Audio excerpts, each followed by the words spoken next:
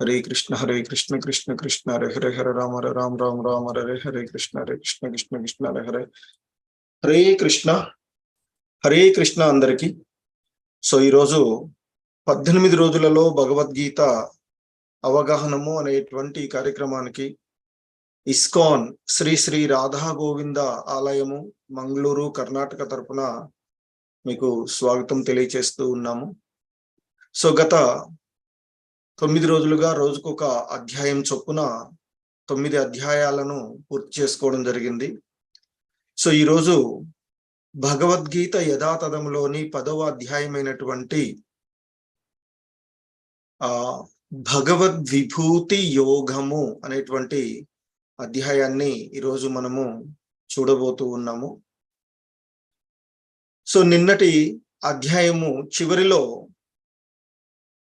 గుహ్యతమైనటువంటి జ్ఞానము తెలియచేస్తూ ఆ భగవంతుడు అర్జునుడికి చెప్పినటువంటి అంశము, మనసును నాపైనే కేంద్రీకరించు, ఆ విధంగా ఉండడం వల్ల నీకు అంటే పరమశాంతి లభిస్తుంది, ఆ భగవంతుని యొక్క దివ్యధామాన్ని చేరుతావు అంటూ నిన్నటి అధ్యాయం యొక్క చివరి శ్లోకాల్లో ఆ భగవంతుడు తెలియచేసినటువంటి అంశము. సో ఆయన చెప్తారు, మన్మనాభవ మద్భక్తో మధ్యాజీ మాం నమస్కురు మామే వైశ్యసి యుక్త్వైవ మాతాత్మనం మత్పరాయణ. నాపైనే అంటే పూర్తిగా నాయందే లగ్నం చేసి నీ మనసును ఉన్నట్లయితే నీవు నన్ను చేరుకోగలుగుతావు అని చెప్పారు. సో ఆ విధంగా ఆ దివ్య జ్ఞానాన్ని తెలియచేసిన తర్వాత కంటిన్యూషన్ గా భగవంతుడు ఇక ఈ అధ్యాయంలో మరి ఆ భగవంతుణ్ణి చేరుకోవడానికి ఉన్నటువంటి ఆ భగవంతుని యొక్క విభూతులు, ఆ భగవంతుని యొక్క లీలల గురించి నెక్స్ట్ ఈ అధ్యాయంలో కంటిన్యూ చేయడం జరుగుతుంది. సో ఈరోజు ఈ అధ్యాయాన్ని ప్రారంభించుకునే ముందుగా ప్రార్థన. ఓం అజ్ఞానతిమిరాంధస్య జ్ఞానాంజనశలాకయా చక్షుర్మిలితం యేన తస్మై శ్రీ గురవే నమః. శ్రీ చైతన్య మనోభీష్టం స్థాపితం యేన భూతలే స్వయం రూపః కదా మహ్యం దదాతి స్వపదాంతికం. వందేహం శ్రీగురు శ్రీయుతపదకమలం శ్రీగురూన్ వైష్ణవాంశ శ్రీరూపం సాగ్రజాతం సహగణ రఘునాథాన్వితం తం సజీవం సాద్వైతం సావధూతం పరిజన సహితం కృష్ణ చైతన్య దేవం శ్రీ రాధా కృష్ణ పాదాన్ సహగణ లలిత శ్రీ విశాఖాన్వితాంశ.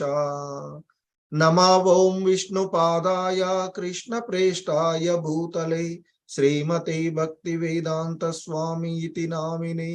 నమస్తే సారస్వతే దేవే గౌరవాణి ప్రచారిణి నిర్విశేష శూన్యవాది పాశ్చాత్య దేశతారిణి. హే కృష్ణ కరుణా సింధో దీన బంధో జగత్పతే గోపేశ గోపికా కాంత రాధా కాంత నమోస్తుతే. తప్త కాంచన గౌరాంగీ రాధే బృందావనేశ్వరి వృషభానుసుతే దేవి ప్రణమామి హరిప్రియే. వాంఛాకల్పతరుభ్యశ్చ కృపా సింధుభ్య ఏవ చ పతితానాం పావనేభ్యో వైష్ణవేభ్యో నమో నమః. జై శ్రీ కృష్ణ చైతన్య ప్రభు నిత్యానంద శ్రీ అద్వైత గదాధర శ్రీవాసాది గౌర భక్త బృంద. హరే కృష్ణ కృష్ణ కృష్ణ హరే హరే హరే రామ రామ రామ హరే హరే. హరే కృష్ణ కృష్ణ కృష్ణ హరే హరే హరే రామ రామ రామ హరే హరే. హరే కృష్ణ కృష్ణ కృష్ణ హరే హరే హరే రామ రామ రామ హరే హరే. హరే కృష్ణ.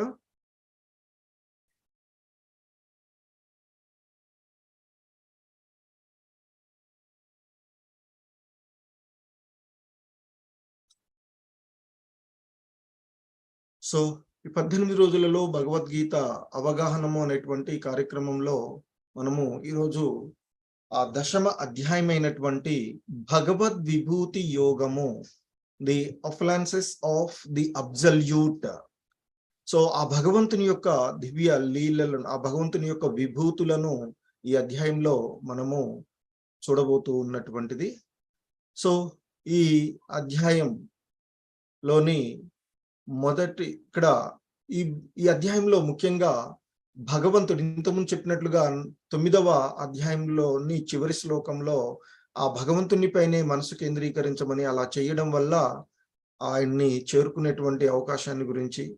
సో కాబట్టి ఇక ఆ భగవంతుడు ఈ అధ్యాయంలో తెలియచేస్తూ ఉన్నటువంటి అంశాలు 1వ శ్లోకం నుండి 7వ శ్లోకం వరకు కూడా ఆ భగవంతుని యొక్క స్థితి, అంటే సర్వ కారణ కారకుడుగా ఆ భగవంతుడు ఉన్నటువంటి పరిస్థితి.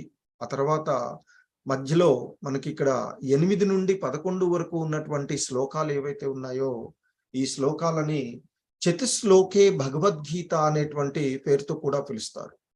ఎందుకంటే భగవద్గీతలో మనకి 3 విభాగాలుగా చూడడం జరిగింది. అందులో మొదటి 6 అధ్యాయాలు ఆ భగవంతుడు మనకి కర్మయోగాలను గురించి వివరించడము, దానివల్లనే కర్మ షట్కాలు అని పిలుస్తాము. సో అందుకే ఇంత ముందు కూడా చెప్పుకున్నాము, అవి రహస్యమైన ముఖ్యంగా 2, 3 అధ్యాయాలలో భగవంతుడు తెలియచేసినటువంటి, అంటే ఈ భౌతిక ప్రపంచం, దేహం, ఆత్మ మరియు దేహం తత్వాలను తెలియచేసినటువంటి రహస్యమైనటువంటి జ్ఞానము. ఆ తర్వాత 7, 8లో తెలిపినటువంటి విషయం ఏంటంటే మరింత రహస్యమైనది, నిన్న చెప్పబడినటువంటిది పరమ రహస్యమైనటువంటి జ్ఞానంగా భగవంతుడు, అంటే ఒక విధంగా, అంటే క్రమక్రమంగా ఆ ఆధ్యాత్మికమైనటువంటి విషయాలను భగవంతుడు ఇక్కడ తెలియచేసుకుంటూ వస్తూ ఉన్నటువంటి సందర్భం.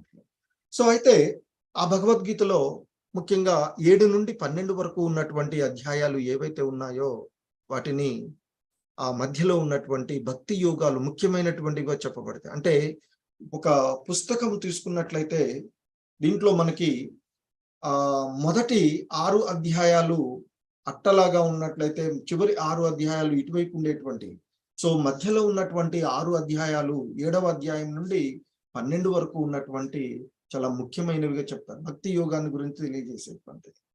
సో అందులోనూ 9, 10 అధ్యాయాలు ఇంకా ముఖ్యమైనవిగా చెప్తారు. మళ్ళీ ఆ 10వ అధ్యాయంలో ఆ భగవంతుడు 700 శ్లోకాలలో తెలియచేసి, అంటే భగవద్గీతలో 700 శ్లోకాలలో ఉన్నటువంటి అంశాలు ఏవైతే ఉన్నాయో వాటన్నిటిని కూడా సంక్షిప్తంగా మన సారాంశంగా చెప్తూ ఉంటుంటాం కదా. సో ఇంత పెద్ద పుస్తకం ఉన్న దాని యొక్క సమ్మరి చాలా చిన్నగా రాయటం ఉంటుంది. సో ఇక్కడ కూడా ఈ భగవద్గీతలోని మొత్తము అంశాన్ని 4 శ్లోకాలలో తెలియచేయడం జరిగింది అని చెప్తారు. అందుకే 8 నుండి 11 వరకు ఉన్నటువంటి ఈ శ్లోకాలని చతుశ్లోకే భగవద్గీత అని చెప్తూ ఉంటారు. ఆ తర్వాత ఇక 12 నుండి 42 శ్లోకాలలో ఆ భగవంతుని యొక్క విభూతులను తెలియచేసినటువంటి వాటికి ఆయన అర్జునుడు వాటన్నిటిని కూడా అంగీకరించడము, ఆ తర్వాత ఇంకా ఆయన యొక్క విభూతులను తెలియచేయమని అర్జునుడు రిక్వెస్ట్ చేయడము జరుగుతూ ఉంటుంది. సో దాని క్రమంలోనే నెక్స్ట్ అధ్యాయమైనటువంటి 11వ అధ్యాయంలో విశ్వరూప దర్శనము జరుగుతుంది. రేపటి అధ్యాయము దర్శనం, ఇప్పటివన్నీ కూడా మనం చూస్తూ వింటూ ఉండేటువంటి అధ్యాయం. రేపటిది ఆ భగవంతుని దర్శించుకునేటువంటిది. సో అందరూ కూడా జాగ్రత్తగా రేపటి అధ్యాయాన్ని వినవచ్చు. విశ్వరూప దర్శన యోగము రేపటిది. సో ఈ విధంగా భగవద్గీతలో మనము ఈ 10వ అధ్యాయం. సో ఇక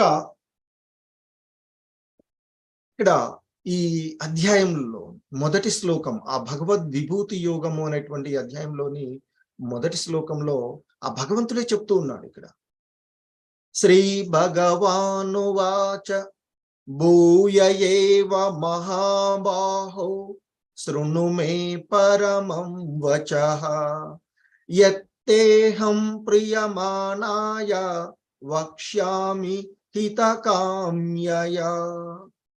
సో శ్రీకృష్ణ భగవానుడు ఇలా అంటూ ఉన్నాడు, మహాబాహువులు కలిగిన ఓ అర్జున, నా మాటలు మళ్ళీ విను. నీవు నాకు ప్రియమిత్రుడవు అగుట చేత ఇంతవరకు వివరించిన దానికంటే ఉత్తమమైనటువంటి జ్ఞానాన్ని నీ హితము కొరకు తెలుపుతున్నాను. సో అంటే ఇక్కడ చూడండి, ఆ భగవంతుడు తెలియచేసేటువంటి విషయాలను రహస్యమైనటువంటి ఇంకా ఆయన చెప్తున్నాడు. మళ్ళీ విను, నేను చెప్తున్నాను. శ్రవణము అనేటువంటి భక్తి, నవవిధ భక్తి మార్గాలలో శ్రవణము మొదటిది, సరళమైనటువంటి విధానము. సో అందుకే ఆ భగవంతుడు ఇక్కడ మళ్ళీ అంటున్నాడు అర్జునతో, నా మాటలు మళ్ళీ విను. ఇప్పుడు నిన్నటి అధ్యాయంలో పరమ రహస్యమైనటువంటి జ్ఞానం అంటూ తెలియచేశారు. సో దీంట్లో ఏ విధంగా ఆచరించాలి అనేటువంటి విషయాన్ని ఇక్కడ ఆయన తెలియచేస్తారు. ఎందుకు ఆ భగవంతుడు నిన్నటి వాటిలో అంతకుముందు శుద్ధ భక్తులు ఏ విధంగా భక్తి విధానం చేయాలి అనేటువంటిది. సో దీనిలో ఎలా ఎలా ఉండాలి భక్తి, ఎలా చేయాలి అనేటువంటి విషయాలను ఆ భగవంతుడు తెలియచేస్తూ ఉన్నటువంటిది ఇది. సో అందుకే అంటున్నాడు, మరి అది ఆ భగవంతుని యొక్క విభూతులను, ఆ భగవంతుని యొక్క లీలలను, భక్తిని అర్థం చేసుకోవడానికి ఇక్కడ ఆ భగవంతుని నిన్న చెప్పుకున్నట్లుగా శ్రద్ధ, విశ్వాసాలు ఉండాలి. సో అర్జునుడికి ఇక్కడ ఎందుకు బోధిస్తున్నాడు ఈ భగవద్గీత, ఈ దివ్యమైనటువంటి జ్ఞానాన్ని, ఈ సనాతనమైనటువంటి విషయాలను, ఈ యోగ శాస్త్రం అని చెప్తాడు భగవంతుడు. ఎందుకు మరి తెలియచేస్తున్నాడు? ఆ భగవంతునితో సంబంధాన్ని కలిగి తెలియజేసేటువంటి దీన్ని అంటే ఆయన అంటున్నాడు, నీవు నాకు ప్రియమైన మిత్రుడు అగుట చేత ఇంతవరకు వివరించిన దానికంటే ఉత్తమమైనటువంటి జ్ఞానం నీ హితము కొరకు తెలుపుతున్నాడు. ఎవరి కోసం చెప్తున్నాడు? ఆ భగవంతుడు ఆయన యొక్క లీలలను వింటే ఆ భగవంతుని కోసం కాదు, భక్తుల కోసం చెప్తున్నారు. ఇక్కడ అర్జునుడు అంటే అర్జున్ మన కోసం, ఇక్కడ మానవాళి కోసం ఆ భగవద్గీతలో ఉండే ఆయన భగవద్గీతను బోధిస్తూ ఉన్నటువంటి ఆ విషయాలను ఆయన ఇక్కడ క్లియర్ గా చెప్తున్నారు. నీ హితము కొరకు అంటే భక్తుల కోసం, మన కోసం, మానవాళి కోసం ఈ విషయాలన్నింటినీ కూడా ఆయన తెలియచేస్తున్నారు. ఇంతకు ముందు వివరించిన దానికంటే కూడా ఉత్తమమైనటువంటి జ్ఞానాన్ని నీ హితం కొరకు తెలియచేస్తున్నాను అర్జున అంటూ చెప్తూ అంటున్నాడు ఇంకా, నమే విదు సురగణాః ప్రభవం న మహర్షయః అహమాదిరిహి దేవానాం మహర్షీనాం చ సర్వశః.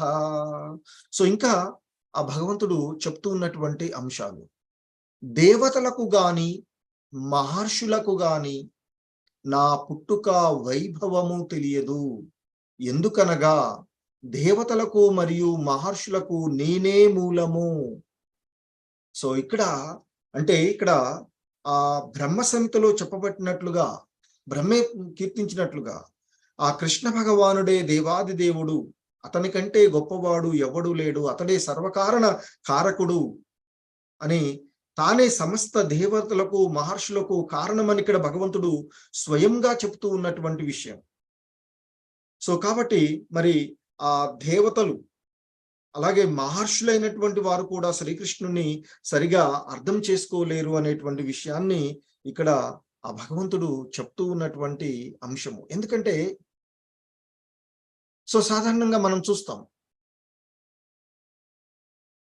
మన తల్లిదండ్రులు ఉన్నారనుకోండి, వారికి సంబంధించినటువంటి వారు చిన్నప్పటి నుంచి జరుగుతున్నటువంటి విషయాలన్నిటిని కూడా ఏదైనా ఉంటే వారు చెప్తే తప్ప మనం తెలుసుకోలేం.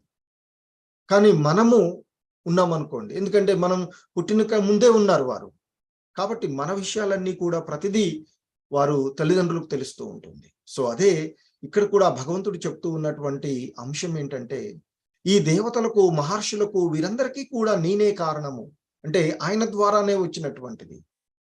సృష్టి ప్రారంభం అంతా భాగవతంలో ఉంటుంది, శ్రీమద్ భాగవతం. సో కాబట్టి ఇక్కడ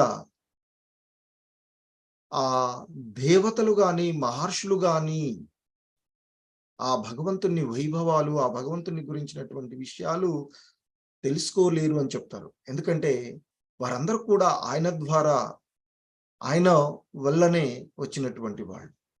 సో అంటే ఇక్కడ కృష్ణుడి సర్వకారణ కారకుడు అనేటువంటి విషయాన్ని మనకి ఇక్కడ ఆయన చెప్తూ ఉన్నటువంటి అంశము ఇక్కడ.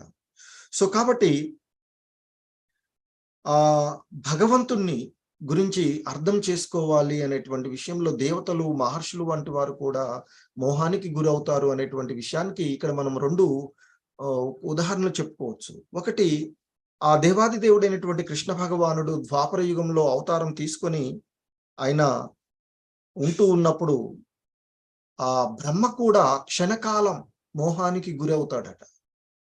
గురి అయ్యి ఆ వచ్చినటువంటి బాలకృష్ణుడు ఆ దేవాది దేవుడైన అనేటువంటి విషయంలో మోహానికి గురయ్యి ఆ చిన్ని కృష్ణుడు అక్కడ బృందావనంలో ఆ బాలురు, గోపబాలురు గోవులతో కలిసి అరణ్యాల బృందావనం అంతా తిరుగుతూ ఉంటుంటారు, మేపుతూ ఉంటుంటారు. అప్పుడు ఆ బ్రహ్మ వచ్చేసి ఆ గోపబాలురులను, గోవులను తీసుకువెళ్ళి ఒక గుహలో బంధించి దాచిపెడతాడు. అప్పుడు ఆ విషయాన్ని గమనించినటువంటి శ్రీకృష్ణుడు, చిన్ని కృష్ణుడు తానే ఆ గోవులుగాను, గోపబాలురుగాను ఎక్స్‌పాన్షన్ అవుతారట. అయ్యి ఇంటికి వెళ్తారు. సో, అంటే రోజు కూడా అప్పటి నుంచి అక్కడ ఉండే బృందావనంలో ఆ గోవులు, దూడలు వాటంతన్ని దూడలని, ఆవులు ఎంతో ప్రేమతో చూస్తూ ఉంటాయట. అలాగే పిల్లల్ని వాళ్ళ తల్లిదండ్రులు కూడా ఎంతో ప్రేమతో. ఎందుకంటే ఆ కృష్ణుడు వచ్చారు ఆకర్షణ వాళ్ళకి. అంటే వాళ్ళ వాళ్ళే అనుకుని ఇంకా పెరుగుతుంది ఆ సహజమైనటువంటి ఆకర్షణ. మళ్ళీ బ్రహ్మ క్షణకాలంలో తేరుకొని చూస్తే వీళ్ళంతా యథావిధిగా ఇక్కడ గోవులు, గోపబాలురు ఇక్కడ ఉంటారట. మళ్ళీ గుహలో తాను మరి దాసినవి ఒకవేళ బయటకొచ్చినాయా అని చూస్తే గుహలోకి వెళ్తే అక్కడ అవి ఉంటాయట. అప్పుడు అతనికి అర్థమయ్యి ఆ బ్రహ్మ వేడుకుంటాడు తన తప్పును క్షమించమని. అలాగే ఇంద్రుడికి కూడా మోహాన్ని తొలగించినటువంటిది ఆ గోవర్ధన పర్వతాన్ని ఎత్తడం ద్వారా. సో, ఆ విధంగా ఆ భగవంతుణ్ణి సంబంధించినటువంటి అంశాలను ఆ దేవతలు, మహర్షులు సహితము ఆయన్ని సరిగా అవగాహన చేసుకోలేరు అని చెప్తున్నారు. ఎందుకంటే ఆయనే వారందరికీ కూడా కారణకుడు కనుక.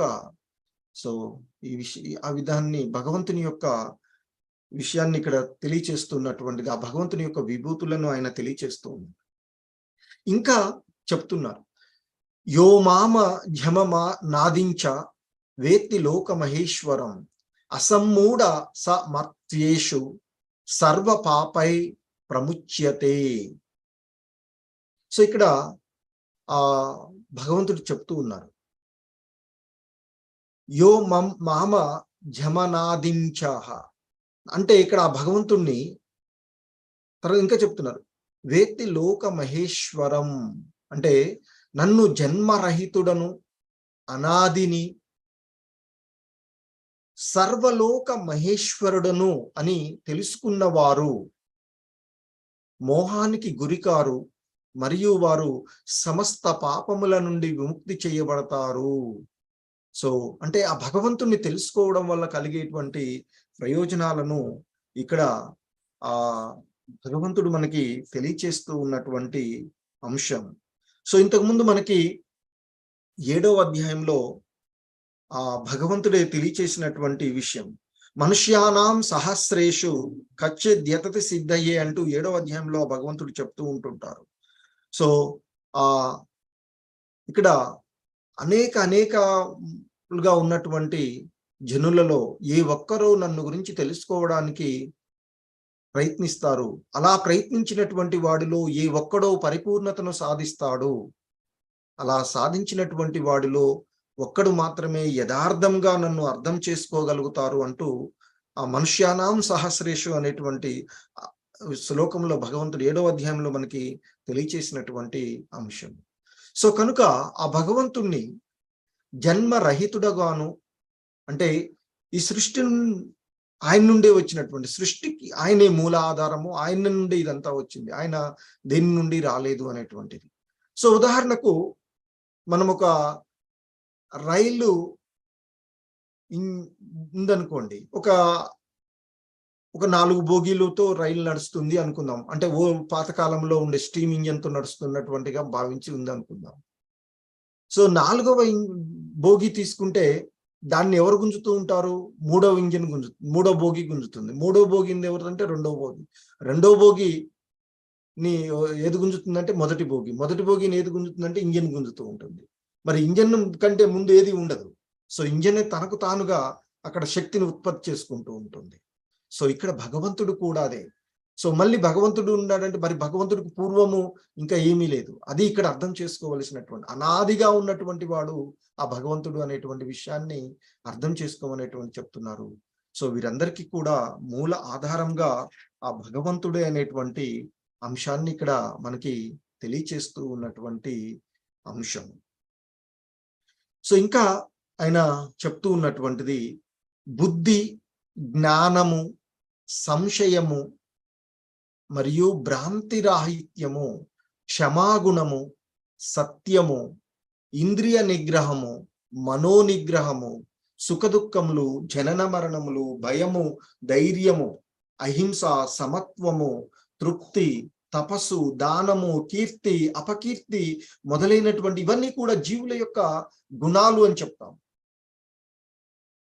సో మరి ఈ జీవుల యొక్క గుణాలన్నీ కూడా ఆ భగవంతుని నుండే వచ్చాయి, ఉద్భవించాయి అనేటువంటి విషయాన్ని చెప్తూ ఉన్నటువంటి ఆయన చెప్తున్నారు ఈ విధంగా: బుద్ధి జ్ఞానమ సమ్మోహ, క్షమా, సత్యం, దమ, శమః, సుఖం, దుఃఖం, భావో, అభావో, భయం చ, భయమేవ చ, అహింసా, సమత, తుష్టి, తపోదానం, యశో, యశః, భవంతి భావాభూతానాం మత్త ఏవ పృథగ్వితాః.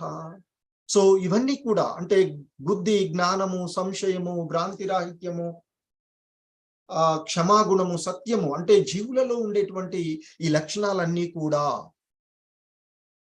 మానవులలో, ముఖ్యంగా మానవులలో ఉండేటువంటి ఈ గుణాలన్నీ కూడా ఆ లివింగ్ బీయింగ్స్, జీవ వ్యవస్థలలో ఉండేటువంటి ఇవన్నీ కూడా ఆ భగవంతుని, ఈ లక్షణాలన్నీ కూడా, ఈ గుణాలన్నీ కూడా ఆ భగవంతుని నుండే ఉద్భవించినవి అనేటువంటి విషయాన్ని మనకి తెలియచేస్తూ ఉన్నాడు. సో వీటికి సంబంధించినటువంటి అంటే ఇక్కడ మనకు కనిపించేటువంటి మంచి, చెడు అన్నింటికీ శ్రీకృష్ణుడే మూలము అని చెప్తున్నారు. ఆయన మంచి మాత్రమే ఆయన తీసుకొని చెడు ఆయనకు సంబంధం లేదు అని చెప్పట్లేదు. సో సృష్టిలో ఉండేటువంటి ప్రతిదీ కూడా మంచి, చెడు వాటన్నిటికీ కూడా మూలము ఆ శ్రీకృష్ణ భగవానుడే అని చెప్తున్నాడు. ఇక్కడ కృష్ణుడు కానటువంటిది ఏది కూడా ఈ భౌతిక జగత్తులో ప్రకటితం కాదు అనేటువంటిది. ఎందుకంటే ప్రతిదీ కూడా నా ద్వారానే ఉనికిలోనికి వస్తుంది అని చెప్తూ ఉన్నారు ఆ భగవంతుడు. సో కాబట్టి ఇక అది ఏది కూడా ప్రకటితం కాదు అని చెప్తూ ఉన్నారు. సో ఇదే విషయాలు, ఇదే జ్ఞానము, మనం తెలుసుకోవలసినటువంటి జ్ఞానము ఈ అంశాలు అని తెలియచేస్తూ ఉన్నటువంటి. సో ఇంకా ఆయన మనకి చెప్తూ ఉన్నటువంటి అంశం, మహర్షయ సప్త పూర్వే చత్వారో మనవస్తత మద్భావా మానసా జాత ఏషాం లోక ఇమా ప్రజాః. సో ఇంకా భగవంతుడు చెప్తూ ఉన్నటువంటి అంశాలు, మహర్షయ సప్త పూర్వే అంటే ఆ సప్త ఋషులు, వారికి పూర్వం ఉన్నటువంటి సనక సనందనాదులు అయినటువంటి 4 మహర్షులు, అలాగే 14 మంది మనువులు. బ్రహ్మ యొక్క ఒక రోజు కాలంలో 14 మంది మనువులు వచ్చిపోతూ ఉంటారని చెప్తారు. సో కాబట్టి ఆ 14 మంది మనువులు నా మనసు నుండే ఉద్భవించారు అని చెప్తున్నారు. వివిధ లోకములందలి సమస్త ప్రజలు వారి నుండే జన్మించారు. సో ఇక్కడ ముఖ్యంగా ఆ భగవంతుడు చెప్తూ ఉన్నటువంటి విషయం ఏంటంటే, ఈ విశ్వజనుల యొక్క అంటే ఈ సృష్టిలో ఉండేటువంటి జనుల యొక్క వంశక్రమం, ఈ విశ్వంలో ఉండేటువంటి జనుల యొక్క వంశక్రమ సారాంశాన్ని మనకి ఈ శ్లోకంలో భగవంతుడు తెలియచేస్తూ ఉన్నటువంటి అంశము. ఎందుకంటే ఆ దేవుని యొక్క శక్తి నుండే జన్మించినటువంటి మూల జీవుడు బ్రహ్మ. తెలుసు కదా, ఆ గర్భోదక సాయి నుండి వచ్చినటువంటి ఆ ఉద్భన్నమైనటువంటి కమలం నుండి ఆ బ్రహ్మ వస్తాడు. సో కాబట్టి ఈ సృష్టి జరిపేటువంటి తొలి జీవుడుగా వచ్చినటువంటి బ్రహ్మదేవుడు కూడా ఆ భగవంతుడి నుండి, దేవదేవుని యొక్క శక్తి నుండి జన్మించినటువంటి వాడే. మరి ఆ ఆ కమలం నుండి భగవంతుని దాని నుంచి జన్మించినటువంటి, అంటే ఆ బొడ్డు నాభి నుండి వచ్చినటువంటి వాడు కనుక హిరణ్య గర్భుడుగా తెలియచేయబడేటువంటి ఆ బ్రహ్మ కూడా భగవంతుడి నుంచి వచ్చినటువంటి వాడే. ఆ బ్రహ్మ నుండి 7 మహర్షులు వస్తారని చెప్తారు. సో వారికంటే ముందు ఇక్కడ చెప్తున్నటువంటి వారికి పూర్వము సనక సనందనాదులైనటువంటి 4 మహర్షులు అని చెప్తున్నారు. వారికి ముందు సనకుడు, సనందనుడు, సనాతనుడు, సనత్ కుమారులు అనేటువంటి ఆ 4 మహర్షులు వస్తారు అని చెప్తున్నారు. ఆ తర్వాత 14 మంది మానవులంతా కూడా మనవు నుండి ఉద్భవించి వచ్చినటువంటి వారు అని చెప్తారు.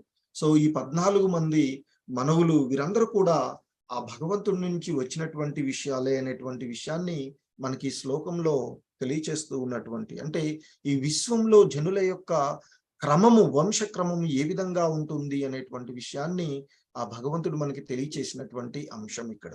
సో ఇంకా చెప్తున్నారు, ఏతాం విభూతిం యోగం చ మమ యో వేత్తి తత్వతః సో వికంపేన యోగేన యుజ్యతే నాత్ర సంశయః. సో ఇంకా చెప్తున్నారు, నా మహిమలను, దివ్య శక్తులను యథార్థంగా తెలిసిన వారు, అంటే ఆ భగవంతుని యొక్క మహిమలను, ఆ భగవంతుని యొక్క శక్తులను యథార్థంగా ఎవడైతే అర్థం చేసుకుంటాడో అటువంటి వానికి నిశ్చలమైన భక్తి యోగము కలుగుతుంది అని చెప్తున్నారు. ఆ నిశ్చలమైనటువంటి భక్తి యోగము ద్వారా నాతో ఏకమైపోతారు, అంటే ఆ భగవంతునిలో యొక్క ధామాన్ని చేరుకుంటారు అనేటువంటి విషయాన్ని ఇక్కడ చెప్తున్నారు. అంటే ఆ భగవంతుని యొక్క విభూతులను, యోగ శక్తిని యథార్థంగా తెలిసిన వాడు విశుద్ధ భక్తిలో నెలకొంటాడు అనేటువంటి విషయాన్ని చెప్తున్నారు. ఇందులో ఎటువంటి సందేహానికి తావులేదు అర్జున అంటూ చెప్తూ ఉన్నటువంటి అంశం ఇక్కడ. సో అంటే ఆధ్యాత్మికమైనటువంటి పూర్ణత్వము యొక్క అత్యున్నతమైనటువంటి విషయం ఏదైతే ఉందో అది ఆ భగవద్ విజ్ఞానము అనేటువంటి అంశాన్ని ఇక్కడ మనకి తెలియచేస్తూ ఉన్నటువంటి అంశము.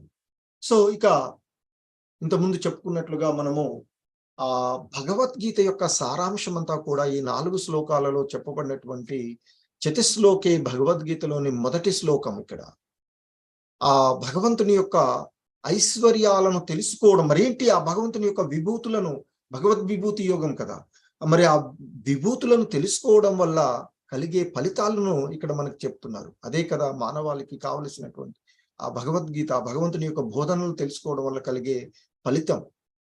ఇక్కడ చెప్తున్నాడు ఆయన, అహం సర్వస్య ప్రభవో మత్త సర్వం ప్రవర్తతే ఇతి మత్వా భజంతే మాం బుధా భావ సమన్వితాః. నేనే సమస్త సృష్టికి మూల ఉత్పత్తి స్థానమును, నా వల్లనే సమస్తము నడుస్తూ ఉన్నది. దీనిని సంపూర్ణంగా తెలుసుకున్నటువంటి జ్ఞానులు నన్ను అత్యంత భక్తి విశ్వాసాలతో ఆరాధిస్తారు అంటూ చెప్తూ ఉన్నటువంటిది. సో ఇక్కడ సమస్త ఆధ్యాత్మిక భౌతిక జగత్తులకు ఆ భగవంతుడే మూలము అనేటువంటి విషయాన్ని ఎవరైతే తెలుసుకుంటారో, అలాగే సమస్తము ఆ భగవంతుడి నుండే ఉద్భవిస్తూ ఉన్నది అనేటువంటి విషయాన్ని ఎవడైతే తెలుసుకుంటారో, అంటే ఆ విషయాన్ని సంపూర్ణంగా పరిపూర్ణంగా ఎరిగినటువంటి వాళ్ళు బుద్ధిమంతులు, జ్ఞానులు అని చెప్తూ ఉన్నారు. మరి అటువంటి బుద్ధిమంతులు ఆ భగవంతుని యొక్క భక్తియుక్త సేవలో నెలకొని ఆ భగవంతుణ్ణి హృదయపూర్వకంగా పూజిస్తారు అని చెప్తూ ఉన్నారు. సో అదే కదా ప్రతి జీవుడికి యొక్క లక్ష్యము, ప్రతి జీవుడి యొక్క పరమగమ్యము ఆ భగవంతుని యొక్క సేవలో ఉండడం అనేటువంటిది. సో కాబట్టి ఇక్కడ మనకి ఆ భగవంతుడు తెలియచేసేటువంటి అంశాలనే మనకి ఇంకా వేదాలను పరిపూర్ణంగా అధ్యయనం చేసినటువంటి వారు, ప్రామాణికులైనటువంటి పూర్వపు ఆచార్యులు కూడా ఈ విషయాలన్నిటినీ కూడా అంగీకరించినటువంటిది. చైతన్య మహాప్రభువులు వంటి ఈ విషయాలన్నిటినీ కూడా అంగీకరించి ప్రచారం చేసినటువంటి వాళ్ళు, కృష్ణ చైతన్యాన్ని ప్రచారం చేసినటువంటి వారు, వారి ద్వారా ప్రత్యక్షంగా ఉన్నటువంటి వారి యొక్క శిష్యులు షడ్గోస్వాములు, ఆ తర్వాత వారి క్రమం నుంచి వచ్చినటువంటి వారు. సో ఇప్పుడు మనకు ముందున్నటువంటి భక్తి సిద్ధాంత సరస్వతుల వారు, తర్వాత భక్తి వేదాంత స్వాముల వారు, ఇస్కాన్ వ్యవస్థాపక ఆచార్యులు, వీరందరూ కూడా అంగీకరించి బోధిస్తూ ఉన్నటువంటి అంశాలు ఆ భక్తి తత్వం. సో ఆ భక్తి యోగాలు ఏ విధంగా భక్తి విశ్వాసాలతో ఈ కలియుగంలో కలి కల్మషాల నుండి బయటపడడానికి, అలాగే సరళమైనటువంటి భక్తి మార్గము అని చెప్పేటువంటి ప్రతి జీవుడి యొక్క పరమగమ్యం, ప్రతి జీవుడు కూడా శాశ్వతమైనటువంటి ఆనందాన్ని, ఈ భౌతిక ప్రపంచంలో ఉండేటువంటి తాత్కాలిక ఆనందం కాకుండా శాశ్వతమైనటువంటి ఆనందాన్ని పొందడానికి కారణంగా భగవంతుని యథార్థంగా తెలుసుకోవడమే అనేటువంటి అంశాన్ని చెప్తున్నారు. సో మరి ఇంతకుముందు ఆ కృష్ణ భగవానుడి యొక్క ఐశ్వర్యాలను, ఆ భగవంతుని యొక్క విభూతులను, లీలలను తెలుసుకోవడం వల్ల కలిగే ఫలితాలు చెప్పారు. ఏంటి అంటే శుద్ధమైనటువంటి భక్తి లభిస్తుంది. మరి ఆ శుద్ధ భక్తి అంటే ఏంటో మనకి ఈ 9వ శ్లోకంలో చెప్తూ ఉన్నటువంటి అంశము ఆ భగవంతుడు. మచ్చిత్త మధ్యత ప్రాణ బోధయంత పరస్పరం కథయంత మాం నిత్యం తుష్యంతి చ రమంతి చ. సో ఇక్కడ ఆ భగవంతుడు చెప్తూ ఉన్నటువంటి అంశము శుద్ధ భక్తి అంటే ఏంటో విషయాన్ని ఇక్కడ చెప్తున్నారు. ఆ బుద్ధిమంతులు, శుద్ధ భక్తులు, జ్ఞానులుగా చెప్పబడేటువంటి వారు ఎప్పుడు కూడా మనసంతా కూడా ఆ భగవంతుని యందే లగ్నం చేసి ఉంటారు అని చెప్తారు. అంటే ఆ శుద్ధ భక్తుల యొక్క ఆలోచనలన్నీ కూడా ఆ భగవంతుని యందే లగ్నమై ఉంటాయి అని చెప్తున్నారు. వారి యొక్క జీవితాలను పూర్తిగా ఆ భగవంతునికి అర్పిస్తారు అని చెప్తున్నారు. అంటే వారి జీవితాలను శరణాగతితో నాకే అర్పించి చెప్తున్నారు ఇక్కడ భగవంతుడు. పూర్తిగా ఆ భగవంతునికే అంకితం చేస్తారు అని చెప్తున్నారు. ఇక ఎల్లప్పుడూ నిరంతరము ఆ భగవంతుని యందే సంతుష్టులై ఉంటారు అని చెప్తుంటారు. ఇంకా నిరంతరము పరస్పరం ఒకరికొకరు ఆ భగవంతుని గురించి తెలుపుకుంటూ ఉంటారు. మరియు ఆ భగవంతుని యొక్క వైభవాలను చర్చించుకుంటూ అత్యంత తృప్తిని, పరమ ఆనందాన్ని అనుభవిస్తారు అని చెప్తారు. అందుకే భక్తుల యొక్క సంగత్వము అని చెప్తూ ఉంటారు. సో భక్తులు ఒక దగ్గర కూడినప్పుడు ఆ భగవంతుని యొక్క లీలలు, భగవంతుడు ఈ లీల చేశారు, ఈ సమయంలో వచ్చి ఈ విధంగా చేశారు అనేటువంటి ఆ విధంగా భగవంతుని యొక్క లీలలను భక్తులు చర్చించుకుంటారు అని చెప్పారు. ఎవరు మరి అంటే శుద్ధ భక్తులు అనేటువంటి వారు. విశుద్ధ భక్తుల యొక్క లక్షణాలను ఇక్కడ భగవంతుడు మనకి తెలియచేసినటువంటి విషయం. సో వారు ఆ భగవంతుని యొక్క దివ్యమైనటువంటి ప్రేమయుతమైనటువంటి సేవలో పూర్తిగా నెలకొంటారు అనేటువంటి విషయాన్ని మనకి శ్లోకంలో భగవంతుడు చెప్తున్నారు. అలా చర్చించుకోవడమే కాదు, ఆ విధంగా భగవంతుని గురించి చర్చించుకోవడం ద్వారా వాళ్ళు అత్యంత తృప్తిని పొందుతారు, పరమ ఆనందాన్ని అనుభవిస్తారు అని చెప్తారు. మరి ఇది ఆ భగవంతుని గురించి చర్చించుకోవడము, ఆ భగవంతుని యొక్క లీలలను వినడము, ఆ భగవంతుని చూడడము, అది శాశ్వతమైనటువంటి ఆనందం. అంటే వాస్తవికమైనటువంటి ఆనందం. అంటే ఈ భౌతిక ప్రపంచంలో ఇంద్రియ భోగాల కోసం అనుభవించేటువంటిది కాదు, అది తాత్కాలికమైనటువంటిది. సో ఇక్కడ శుద్ధ భక్తులు అంటే శుద్ధ భక్తి అంటే ఏమిటో అనేటువంటి విషయాన్ని మనకు తెలియచేసినటువంటి శ్లోకము ఈ 9వ శ్లోకం 10వ అధ్యాయంలో. సో ఇంకా మరి ఆ విధంగా ఆ భగవంతుణ్ణి లీలలో తెలుసుకోవడం వల్ల కలిగే ప్రయోజనము, తద్వారా శుద్ధ భక్తి లభిస్తుంది. శుద్ధ భక్తి అంటే ఏంటి చెప్పారు. మరి ఆ శుద్ధ భక్తి చెయ్యడానికి ఎవరికి ఆ అవకాశం లభిస్తుంది అంటే భగవంతుని అనుగ్రహం లేకుండా ఏది కూడా సాధ్యం. సో మరి ఎవరికి ఆ అనుగ్రహం లభిస్తుంది, భగవంతుని యొక్క కృప లభిస్తుంది, ఆ భగవంతుని యొక్క దయ ఎవరిపైన ఉంటుంది అంటే ఇక్కడ చెప్తున్నారు. ఎవరికి మరి ఆ తెలివితేటలను ఇస్తాడు భగవంతుని చేరుకోవడానికి, ఆ భగవంతుని యొక్క ధామాన్ని చేరుకోవడానికి, శాశ్వతమైనటువంటి ఆనందాన్ని అనుభవించడానికి ఎవరికి మరి ఆ అవకాశాన్ని ఇస్తారు, ఎవరికి ఆ తెలివితేటలు ఇస్తాను అనేటువంటి దాన్ని మనకి ఈ 10వ శ్లోకం తెలియచేస్తుంది. తేషాం సతతయుక్తానాం భజతాం ప్రీతిపూర్వకం దదామి బుద్ధియోగం తం ఏన మాము పయాంతి తే. సో ఇంకా ఆ భగవంతుడు చెప్తూ ఉన్నటువంటి అంశాలు, ప్రేమపూర్వక భక్తితో సదా నన్ను సేవించే వాళ్లకు నేను బుద్ధి యోగమును ప్రసాదిస్తాను, దానిచే వారు నన్ను చేరుకోగలుగుతారు అని చెప్తున్నారు. అంటే ఎవరైతే ప్రేమతో ఆ భగవంతుణ్ణి సేవించడానికి నిరంతరము అంకితమైనటువంటి వాళ్ళు ఉంటారో, అందుకే చెప్తున్నారు, ప్రేమపూర్వక భక్తితో సదా నన్ను సేవించే వాళ్లకు నేను భక్తి యోగాన్ని ప్రసాదిస్తాను అని చెప్తున్నాను. అంటే ప్రేమతో ఆ భగవంతుణ్ణి సేవించడానికే నిరంతరము అంకితమై ఉన్నటువంటి వారికి ఇక ఆ ఆ భగవంతుని చేరుకోగలిగేటువంటి అవగాహనను వారికి నేను కలగజేస్తాను అని చెప్తున్నారు. ఇక్కడ చెప్తున్నారు ఆయన బుద్ధి యోగం అనేటువంటి పదం చాలా ప్రధానమైనదని చెప్తారు. సో ఇక్కడ ఆ బుద్ధి యోగంని ఎవరికి ఇస్తారు అంటే, ఆ భక్తి యోగాన్ని ఎవరికి ప్రసాదిస్తారు అంటే, ఆ నిరంతరము ప్రేమపూర్వకంగా భగవంతుణ్ణి లీలలను చర్చించుకునేటువంటి వారితో, ఆ భగవంతుని గురించి అవగాహన చేసుకోవడానికి ప్రయత్నించేటువంటి ఆ శుద్ధ భక్తులకు, సో శుద్ధ భక్తులు ఎవరైతే ఉన్నారో వారికి ఆ బుద్ధి యోగాన్ని, ఆ విధంగా ఆ భక్తి యోగంలో నిమగ్నమయ్యేటువంటి అవకాశాన్ని, ఆ విధంగా ఉండే విధంగా వారికి ఆ తెలివితేటలను, ఆ బుద్ధిని ప్రసాదిస్తాను అనేటువంటి విషయాన్ని ఇక్కడ ఆ భగవంతుడు చెప్తూ ఉన్నారు. సో ఇది కూడా మనము ఆ గురు శిష్య పరంపరలోనే పొందవచ్చు అనేటువంటి విషయాన్ని మనకి శ్రీల ప్రభుపాదుల వారు ఇంతకు ముందు ఉన్నటువంటి ఆచార్యులు కూడా తెలియచేస్తూ ఉన్నటువంటి అంశం. సో ఇంకా మరి ఆ బుద్ధి యోగం అంటే భక్తియుతమైనటువంటి సేవలో నిమగ్నం అవ్వడానికి ఏం కావాలి? అజ్ఞానం నుండి బయటపడాలి. సో మరి ఆ అజ్ఞానం నుండి బయటపడి ఆ భగవంతుని యొక్క జ్ఞానాన్ని పొందేటువంటి అవకాశాన్ని ఆయన ఇస్తాను అని చెప్పారు. మరి ఆ ఇవ్వడం ద్వారా ఎలా అజ్ఞానం నుండి బయటపడాలి అనేటువంటి విషయాన్ని ఇక్కడ మనకి ఈ 11వ శ్లోకంలో, అంటే అజ్ఞానం నుండి మానవులు ఏ విధంగా బయటపడాలి అనేటువంటి విషయాన్ని దీనిలో మనకి తెలియచేస్తూ ఉన్నటువంటి అంశము అని చెప్తున్నారు ఇక్కడ.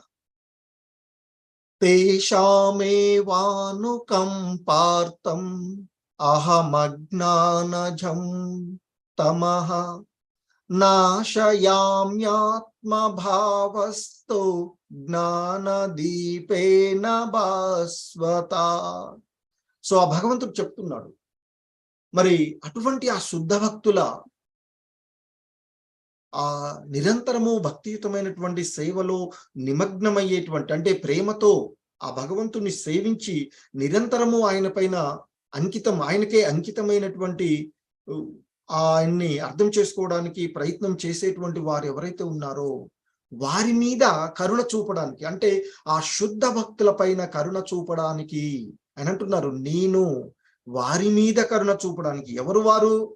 శుద్ధ భక్తులు, ఆ భగవంతుని నిరంతరము చర్చించుకునేవారు, ఆ భగవంతునికి అంకితమైనటువంటి వాళ్ళు ఎవరైతే ఉన్నారో వారి మీద కరుణ చూపడానికి వారి హృదయంలోనే ఉండి అజ్ఞానం వల్ల కలిగినటువంటి అంధకారాన్ని తేజోవంతమైనటువంటి జ్ఞానదీపంతో నశింపచేస్తాను. ఆ జ్ఞానం ఏంటి మరి అంటే, భగవంతుని గురించినటువంటి అవగాహన చేసుకోవడం, భగవంతుని యొక్క విషయాలను తెలుసుకోవడం, ఆ భగవంతుని ఆ భగవంతుని గురించి తెలుసుకోవడమే జ్ఞానం ఇక్కడ.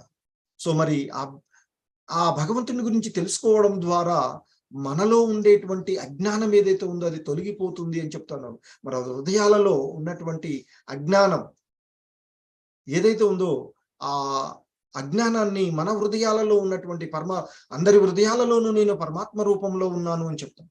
మరి ఆ పరమాత్మ రూపంలో ఉన్నటువంటి భగవంతుడు ఆ అంధకారంని ఆ భగవంతుని యొక్క విషయాలు అనేటువంటి జ్ఞానము ద్వారా తొలగించి వేస్తాను అని చెప్తున్నా. తేజోవంతమైనటువంటి జ్ఞానదీపం ద్వారా, ఏంటి జ్ఞానదీపం అంటే భగవంతుని యొక్క విభూతులు, ఆ భగవంతుని యొక్క శక్తి, భగవద్ విజ్ఞానాన్ని పొందడం ద్వారా. సో మనలో ఉండేటువంటి అజ్ఞానము అనేటువంటి అంధకారాన్ని తొలగించి వేస్తాను అని చెప్తున్నారు. ఈ విధంగా ఈ భగవద్గీత యొక్క 4 శ్లోకాలు మనకి భగవద్గీత యొక్క సారాంశం అంతా కూడా తొలగిస్తుంది అనేటువంటి అంశం మనం తెలుసుకోవాలి. సో ఇవి విన్న తర్వాత ఇక అర్జునుడిలో కూడా భగవంతుని యొక్క విభూతులు వినడం వల్ల శుద్ధ భక్తుడు, శుద్ధమైనటువంటి భక్తుడు, సో ఆయనలో ఉన్నటువంటి అజ్ఞానము తొలగిపోతుంది. సో తొలగి ఆయనలో ఉండేటువంటి ఇంతకుముందు మోహానికి గురి అయ్యి నేను యుద్ధం చెయ్యను కృష్ణ అని చెప్పారు కదా. సో అవన్నీ తొలగిపోయి ఇక అర్జునుడు ఈ విధంగా అంటున్నాడు, నీవు దేవాది దేవుడవు, పరంధాముడవు, పరిశుద్ధుడవు, సంపూర్ణ సత్యము నీవే, అబ్సల్యూట్ ట్రూత్.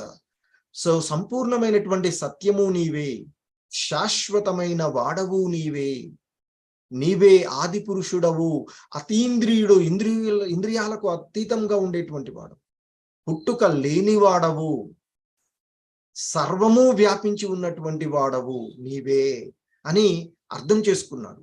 సో ఇది ఒక శుద్ధ భక్తుడు అర్థం చేసుకునేటువంటి, అది కూడా భగవంతుడు ఇచ్చినటువంటి అనుగ్రహం ద్వారా అర్థం చేసుకోగలిగేటువంటిది.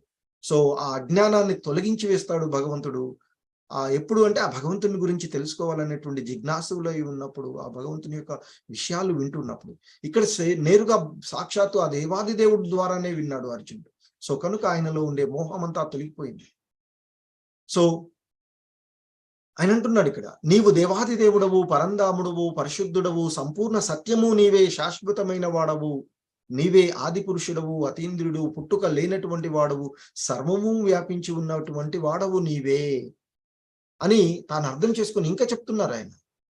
నారదుడు, అసితుడు, దేవలుడు మరియు వ్యాసుడు వంటి గొప్ప ఋషులు అందరూ నీ గురించిన ఈ సత్యమును ధృవపరిచారు. ఎప్పుడు కూడా మనకి ప్రామాణికం అంతకుముందు ఉన్నటువంటి ఆయన్ని అర్థం చేసుకున్నటువంటి వారు, అందుకనే గురు శిష్య పరంపర అంటారు. సో వారి యొక్క శుద్ధమైనటువంటి భక్తి ద్వారా భగవంతుని యథార్థంగా అర్థం చేసుకొని దాన్ని మనకు తెలియచేస్తారు. సో ఇక్కడ మనకి ఆ ప్రామాణికమైనటువంటి భక్తులలో ఉన్నటువంటి వాళ్ళలో చెప్తున్నారు, ఆహుస్త్వమృషయే సర్వే దేవర్షి నారదస్తతా అసితో దేవలో వ్యాసః స్వయం చైవ బ్రవీషిమే. సో చెప్తున్నాడు అర్జునుడు, నారదుడు, అసితుడు, దేవలుడు మరియు వ్యాసుడు వంటి గొప్ప మహర్షులందరూ కూడా నీ గురించినటువంటి ఈ విషయాన్ని ఇంతకుముందే ధృవపరిచారయ్యా ఆ పురాణాలలోను, వేదాలలో. మరి ఇప్పుడు నీవు ఈ విషయాలను స్వయంగా నీవే తెలియచేస్తూ ఉన్నావు. అంటే ఇంతకుముందు మనం చెప్పుకున్నట్లుగా వాళ్ళకి సంబంధించినటువంటి విషయాలు వారు చెప్తే తప్ప, అంటే తర్వాత వచ్చినటువంటి వాళ్ళకి, ముందు ఉన్న వాళ్ళకి తెలుస్తూ ఉంటుంది. మరి ఆయన కంటే ముందు ఎవరూ లేరు. సో కనుక భగవంతుడే ఉన్నటువంటిది. సో ఆ భగవంతునికి సంబంధించిన విషయాలు భగవంతుడు చెప్తేనే తెలుస్తాయి. అందుకే ఆయన చెప్తున్నారు. అందుకే కృష్ణుడు భగవద్గీతలో ఇవన్నీ చెప్తుంటే ఒక్కొక్కళ్ళు అభక్తులకు ఏంటి ఎలా చెప్తున్నాడు, నేనే మొత్తం అంటాడు, నేనే సృష్టికి మూలం అంటాడు. ఆ విషయం ఎప్పుడు తెలియదు కదా మనకి, అజ్ఞానంలో ఉన్నటువంటి వాళ్ళం. సో అది తెలుసుకోవడమే జ్ఞానము. సో ఆ జ్ఞానాన్నే బోధిస్తూ ఉన్నటువంటిది మనకి ఇక్కడ ఆ భగవద్గీతలో భగవంతుడు బోధిస్తూ ఉన్నటువంటి అంశాలు. సో ఇంకా ఆయన చెప్తూ ఉన్నటువంటి అంశము ఇక్కడ ఇంకా అర్జునుడు అంటున్నాడు, ఓ కేశవ, నీవు నాకు చెప్పిందంతా సత్యమని నా సంపూర్ణ విశ్వాసము. నేను నమ్ముతున్నాను, నువ్వు చెప్పిన విషయాలన్నీ కూడా సత్యమే. దేవతలు, దానవులు కూడా నీ నిజ స్వరూపము ఎరుగలేరు. ఇంకా చెప్తున్నారు ఆయన, ఓ పురుషోత్తమ, నీవు సమస్త భూతాలకు మూల కారణుడవు, అధిపతివి, దేవతలందరకు దేవదేవుడవు, జగత్తుకంతటికి నాదుడవు, నిన్ను గురించి నీవే స్వయంగా తెలుసుకుంటావు అని ఆ భగవంతునికి సంబంధించినటువంటి విషయాలు. ఎందుకంటే ఆయన్నే అంతకు ముందు ఉంటున్నాడు కనుక ఓ పురుషోత్తమ అని సంబోధిస్తూ ఉన్నారు. నీవు సమస్త భూతాలకు మూల కారకుడవు. ఈ సృష్టి అంతా ఉనికిలోనికి రావడానికి నీవే కారకుడవు, నీవే దానికి అధిపతివి. దేవతలందరూకు నీవే మూలాధారము, నీవే దేవదేవుడవు. భౌతిక జగత్తుకి అంతటికీ కూడా నీవే నాదుడవు, రక్షించి పోషించేటువంటి వాడివి నీవే. నిన్ను గురించి నీవే స్వయంగా తెలుసుకుంటావు. నీవు చెప్తే తప్ప మనం ఎవరు కూడా, అంటే ఇతరులు ఎవరు కూడా ఆయన్ని గురించి సరిగా అవగాహన చేసుకోలేరు అనేటువంటి విషయాన్ని చెప్తూ ఉంది. ఇంకా చెప్తున్నారు ఆయన, అర్జునుడు అంటున్నాడు, తానేమి అర్థం చేసుకున్నాడో భగవంతుని గురించి ఆ విషయాలు చెప్తూ ఉన్నాడు ఇక్కడ. ఓ కృష్ణ, ఓ యోగేశ్వర, నేను నిన్ను నిరంతరము ఎలా స్మరించగలను అన్నాడు కదా. నాపైనే మనసును కేంద్రీకరించి నన్నే మన్మనాభవ మద్భక్తో అంటూ చెప్పినటువంటి ఆ 9వ అధ్యాయం చివరి శ్లోకంలో ఆయన ఎప్పుడూ మనసు నాపైనే కేంద్రీకరించి నన్నే పూజించు అని చెప్పారు కదా. సో మరి అందుకే అడుగుతున్నాడు ఇక్కడ అర్జునుడు, ఓ కృష్ణ, ఓ యోగేశ్వర, నేను నిన్ను నిరంతరము ఎలా స్మరించగలను? నిన్ను ఎలా స్మరించాలి? నేను ఎలా నిన్ను గురించి నేను తెలుసుకోవాలి? ఓ దేవదేవా, ఏ ఏ స్వరూపాలలో నిన్ను నేను గుర్తు చేసుకోగలను?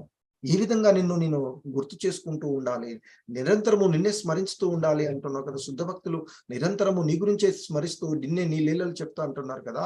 మరి నేను ఎలా స్మరించాలి, ఎలా తెలుసుకోవాలి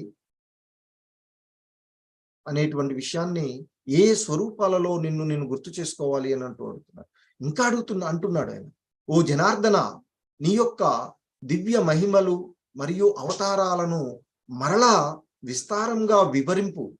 నువ్వు నాకు తెలియచేయి, నిన్ను ఏ విధంగా మేము చేసుకోవాలి, ఎందుకంటే నీవు చెప్తే తప్ప మాకు తెలియదు.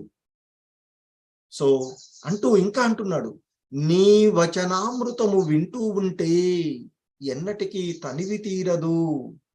సో అంటే ఇక్కడ సాక్షాత్తు భగవంతుడే బోధిస్తూ ఉన్నటువంటిది భగవద్గీత. సో మరి నేరుగా వింటున్నటువంటిది అక్కడ అర్జునుడు.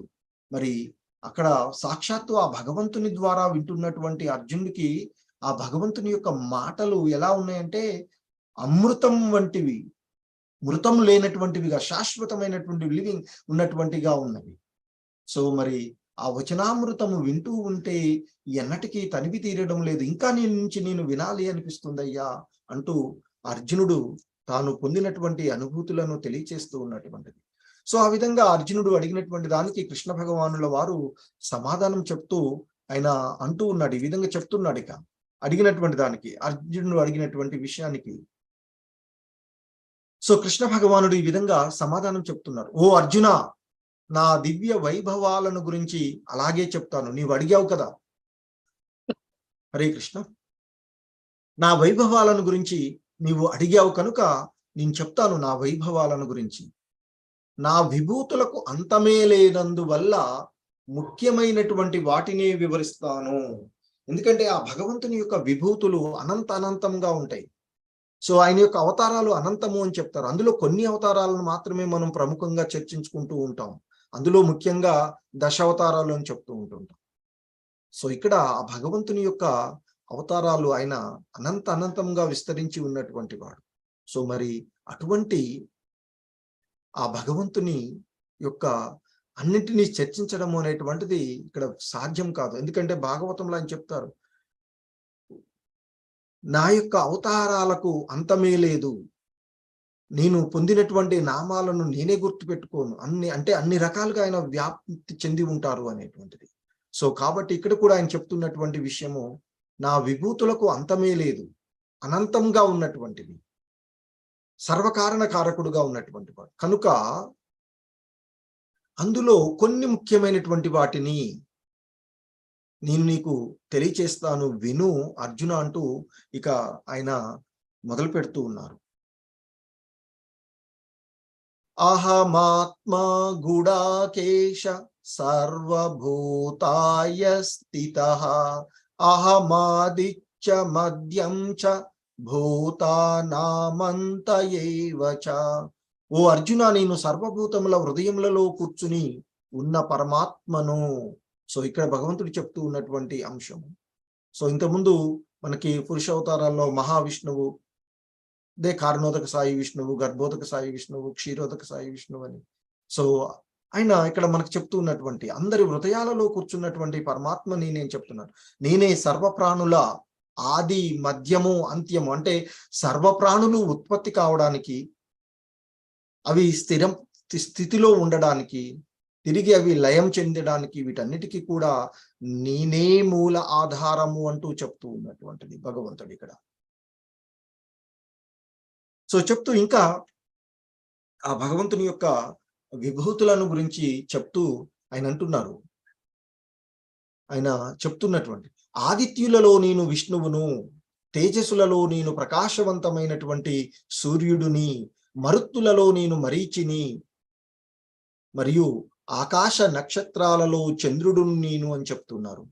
సో ఇక్కడ మనకి 12 ఆదిత్యులు ఉన్నారు అని చెప్తారు. వారిలో ఆ విష్ణు అంటే శ్రీకృష్ణుడు ప్రధానుడు అని చెప్తారు. ఆ విష్ణు ప్రధానుడు అని చెప్తారు. అలాగే ఆకాశంలో ప్రకాశించేటువంటివి అనేకం ఉంటాయి. వాటిలో సూర్యుడు ప్రధానమైనటువంటి వాడు. సో కాబట్టి ఆ సూర్యుడు ఆయన అని చెప్తున్నారు.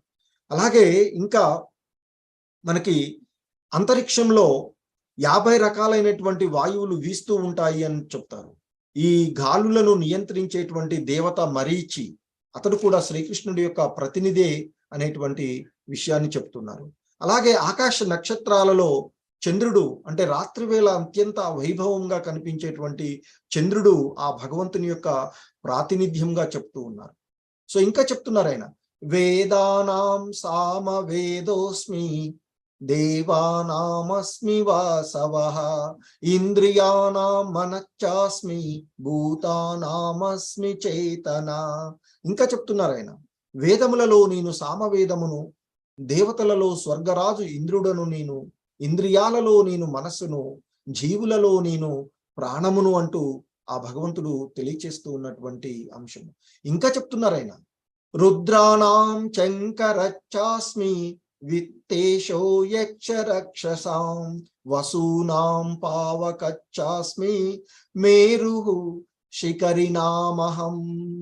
సో ఇంకా భగవంతుడు చెప్తూ ఉన్నటువంటి అంశం, సమస్త రుద్రులలో నేను శివుడను అని చెప్తున్నారు.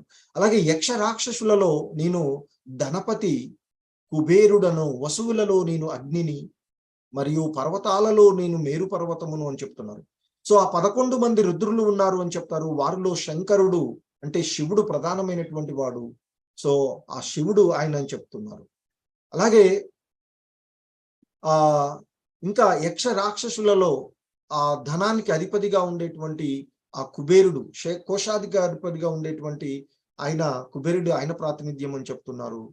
సో ఇంకా ఆ సమృద్ధమైనటువంటి ప్రకృతి సంపదలకు మేరు పర్వతము ప్రసిద్ధి చెందినదిగా చెప్తూ ఉంటారు. మరి అటువంటి మేరు పర్వతము ఆ భగవంతుని ప్రాతినిధ్యం అని చెప్తారు. ఎవరైనా గొప్పగా ఉంటే వారిని మనము మేరు పర్వతం పోలుస్తూ ఉంటాం. కారణం ఇది అన్నట్టు, సమృద్ధి అయినటువంటి ప్రకృతి సంపదలకు నెలవుగా ఉండేటువంటిదట మేరు పర్వతం. సో ఇంకా ఆయన చెప్తూ ఉన్నటువంటి, ఓ అర్జున, పురోహితులలో ప్రముఖుడైనటువంటి బృహస్పతిగా నన్ను తెలుసుకోండి అని చెప్తున్నారు. అలాగే సేనాపతులలో నేను కార్తికేయుడును, ఆ శివపార్వతుల కుమారుడైనటువంటి ఆ దేవతల సేనాధిపతిగా ఉన్నటువంటి ఆ కార్తికేయుడు ఆయన అని చెప్తున్నారు. అలాగే జలాశయాలలో సముద్రము అత్యంత ఉండేటువంటిది కాబట్టి అది ఇక్కడ. సో ముఖ్యంగా ఇక్కడ ఇంద్రుడు స్వర్గలోకాల్లో ప్రధాన దేవతగా చెప్తూ ఉంటారు. అతడే స్వర్గరాజుగా చెప్పబడేటువంటి వాడు. అలాగే అతడు పాలించేటువంటి ఆ లోకం ఇంద్రలోకం కదా. సో ఆ ఇంద్ర లోకాలలో ముఖ్యమైనటువంటి దాంట్లో ఆ బృహస్పతి, ఇంద్రుని యొక్క పురోహితుడుగా ఉండేటువంటి బృహస్పతి, ఆ బృహస్పతిగా ఆయన్ని తెలుసుకోమని చెప్తూ ఉన్నాడు. సో ఇంకా చెప్తున్నారు ఆయన, మహర్షులలో నేను భృగు మహర్షిని, దివ్య ధ్వనులలో నేను ఓంకారమును, యజ్ఞములలో నేను జపనామమును, స్థావరములలో హిమాలయమును నేను అంటూ చెప్తూ ఉన్నారు. సో ఎందుకంటే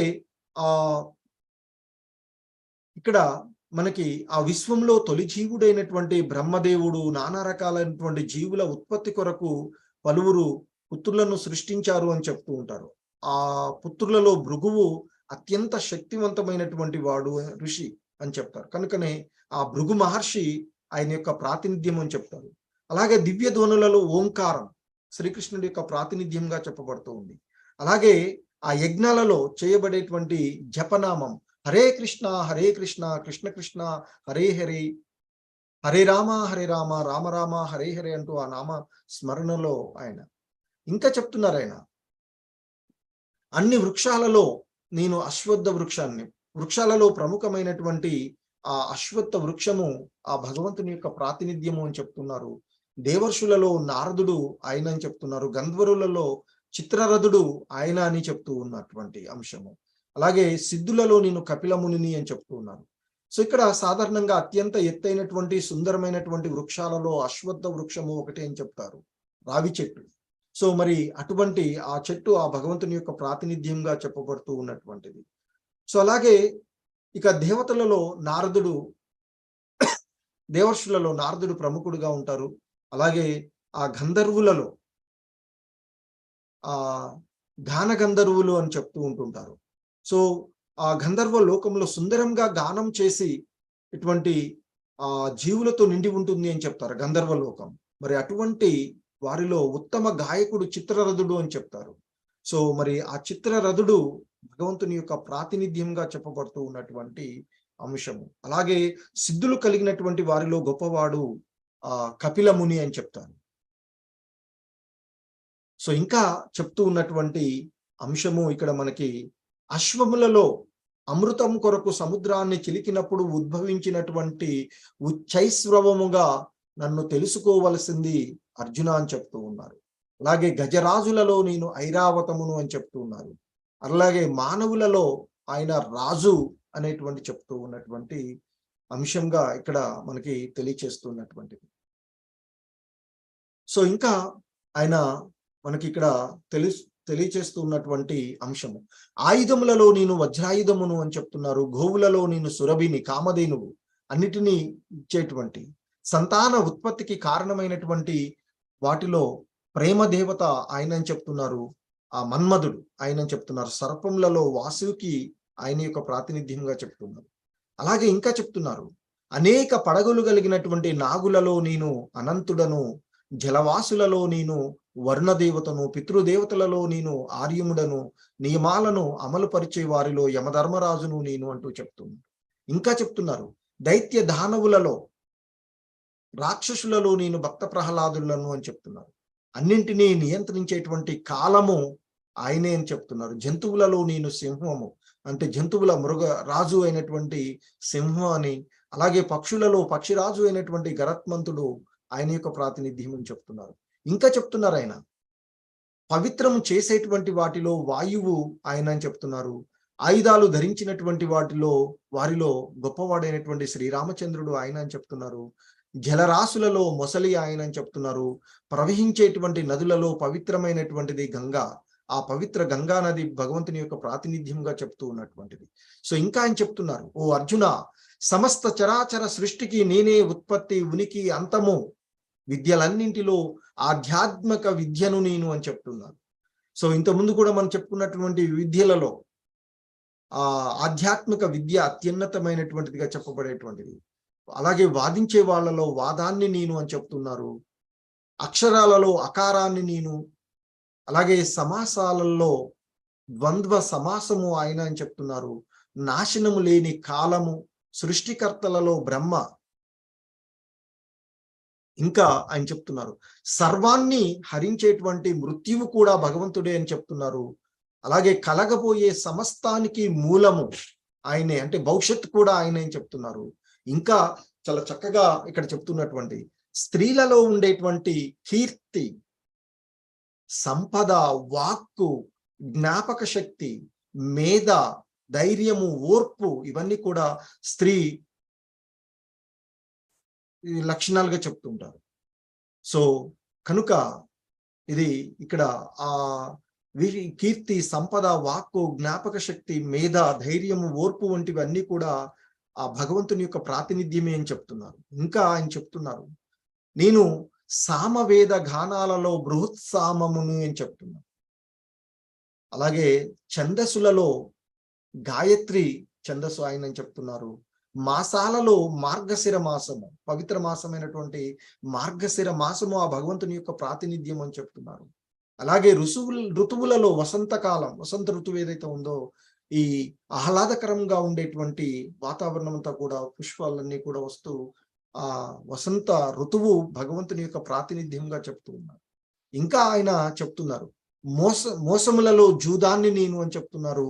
తేజోవంతులలోని తేజస్సు, విజేతలలోని విజయము, కృషి సల్పే వాళ్ళలోని కృషి, బలవంతులలోని బలము ఆ భగవంతుని యొక్క ప్రాతినిధ్యం అని చెప్తున్నారు. ఇంకా చెప్తున్నారు, యాదవులలో వాసుదేవుడను, పాండవులలో అర్జునుడను, మునులలో వ్యాసుడను, గొప్ప ఆలోచనా పరులలో శుక్రాచార్యుడను నేను అని చెప్తున్నారు. సో ఇంకా చెప్తున్నారు, దండో దమయతామస్మి నీతిరస్మి జిగీషతాం మౌనం చైవాస్మి గుహ్యానాం జ్ఞానం జ్ఞానవతామహం. సో ఇంకా ఆయన చెప్తున్నారు, ధర్మ విరుద్ధతను అణిచివేసేటువంటి మార్గాలలో శిక్షను నేను, ధర్మానికి విరుద్ధంగా ఎవరైనా ప్రవర్తిస్తే ఏం చేస్తాం, శిక్షలు విధించడం జరుగుతుంది. ఆ శిక్ష భగవంతుడు అని చెప్తున్నారు. విజయం కోరుకునేటువంటి వారిలో ఆ విజయానికి కావలసినటువంటి వ్యూహం ఏదైతే ఉందో ఆ వ్యూహం భగవంతుడు అని చెప్తున్నారు. అలాగే రహస్యములలో మౌనము, మౌనమే ఓ రహస్యం అని చెప్తారు. సో మౌనములు ఆయన అని చెప్తున్నారు. అలాగే వివేకవంతులలో ఉండేటువంటి ఆ వివేకము, జ్ఞానము ఆ భగవంతుని యొక్క ప్రాతినిధ్యం అని చెప్తున్నారు. సో ఇంకా చెప్తున్నారు ఆయన, ఓ అర్జున, ఇంకా నేను అన్ని జీవుల జన్మ కారణమైన విత్తనము నేను అని చెప్తున్నారు. యచ్చాపి సర్వభూతానాం బీజం తదహం అర్జున అని చెప్తున్నారు. అలాగే ఇంకా చెప్తున్నారు ఆయన, కదిలే లేదా కదలని ఏ జీవి అయినా నేను లేకుండా ఉనికిలో ఉండదు. నా తదస్తి వినాయత్ స్యాన్ మయా భూతం చరాచరం. ఆ భగవంతుడి యొక్క ప్రాతినిధ్యం లేకుండా ఈ సృష్టిలో ఉండేటువంటి ఏ జీవి, అంటే చర అచరులైనటువంటి, కదిలేవి కదలలేనటువంటి ఏ జీవి కూడా ఉనికిలో ఉండదు ఆ భగవంతుని ప్రాతినిధ్యం లేకుండా అనేటువంటి విషయం చెప్తుంది. సో ఇంకా చెప్పి ఆయన ఈ విధంగా చెప్తున్నారు, నాంతోస్తి మమ దివ్యానాం విభూతీనాం పరంతప ఏష తు దేశత ప్రోక్తో విభూతేర్విస్తరో మయా. సో ఇంకా ఆ భగవంతుడు చెప్తున్నటువంటిది, ఓ శత్రుంజయుడా, నా దివ్య రూపములకు అంతం లేదు. నేను నీతో చెప్పినదంతా నా అనంత విభూతుల యొక్క సూచన, ఇండెక్స్ మాత్రమే అని చెప్తున్నారు. సో ఇప్పుడు వరకు ఆ భగవంతుడు ఆయన గురించి చెప్పినటువంటివి ఒక సూచన మాత్రమే అని చెప్తున్నారు. సో ఇప్పటి వరకు ఏదైతే ఆ భగవంతుడు తన యొక్క ప్రాతినిధ్యాల గురించి చెప్పుకుంటూ వచ్చారో, సో ఇవన్నీ కూడా అనంతంగా ఉన్నటువంటి వాటిలో ఇండెక్స్, మనకు ఒక పెద్ద పుస్తకం ఉంది అనుకోండి, దాంట్లో ఇండెక్స్ ఉంటుంది, అందులో ఏమేమి ఉన్నవి అని. సో ఆ విషయాలుగా ఇక్కడ చెప్తున్నాను అని చెప్తున్నాను. సో ఇంకా ఆ భగవంతుడు చెప్తూ ఉన్నటువంటి అంశం, ఈ లోకంలో సర్వ ఐశ్వర్యవంతమైనవి, సుందరమైనవి, మహిమ కలవి అయిన సమస్త సృష్టులు కేవలము నా తేజస్సులోని ఒక్క అంశం చేత ఉద్భవించినవి అని తెలుసుకో అర్జున అంటూ చెప్తూ ఉన్నారు. ఇంకా సో ఇంకా ఆ భగవంతుడు చెప్తూ ఉన్నటువంటి అంశంలో, ఓ అర్జున, ఈ వివరణాత్మక జ్ఞానం యొక్క అవసరమేమున్నది?